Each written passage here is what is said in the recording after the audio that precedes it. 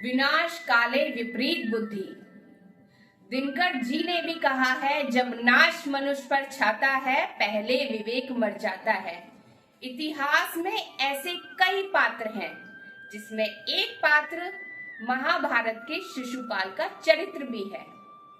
कहा जाता है कि शिशुपाल का जन्म भगवान श्री कृष्ण जी की बुआ के गर्भ से हुआ था। जन्म से ही ये बालक विचित्र दिखाई दे रहा था।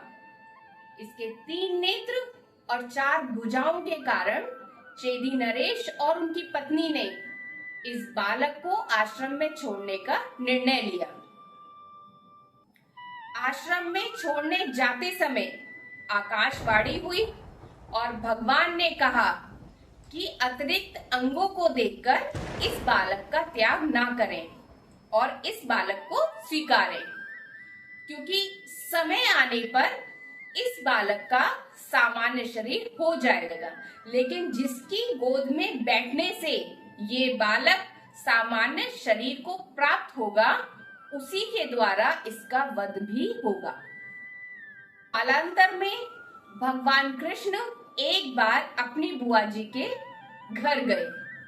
खेलते खेलते शिशुपाल भगवान की गोद में आकर बैठ गए। गोद में आकर बैठते ही शिशुपाल का शरीर सामान्य हो गया और उन्होंने भगवान कृष्ण से वचन लिया कि आपको मेरे पुत्र के 100 अपराध क्षमा करने होंगे। आगे चलकर महाराज युधिष्ठिर ने राजसूय यज्ञ में अग्र पूजा के लिए भगवान कृष्ण को सम्मान दिया, जिससे कुपित होकर शिशुपाल, जो कि भगवान कृष्ण को अपना सबसे बड़ा बैरी मानता था, ईर्ष्या से भर गया और अपनी सारी सीमाएं तोड़ते हुए भगवान को अपशब्द बोलना शुरू कर दिया। जैसे ही उसके 100 अपराध पूरे हुए, भगवान ने अपने चक्र से उसका वध कर दिया। इसी शिशुपाल वध का प्रसंग श्री सतीश रंजन जी ने अपनी कविता में लिखा है, जिसको सर्वप्रथम मैंने प्रसिद्ध अभिनेता आशुतोष राणा जी और सतीश रंजन जी की पुत्री वैष्णवी द्वारा सुना था, जिसको सुनाने का एक लघु प्रयास मैं आपके सामने कर रही हूँ।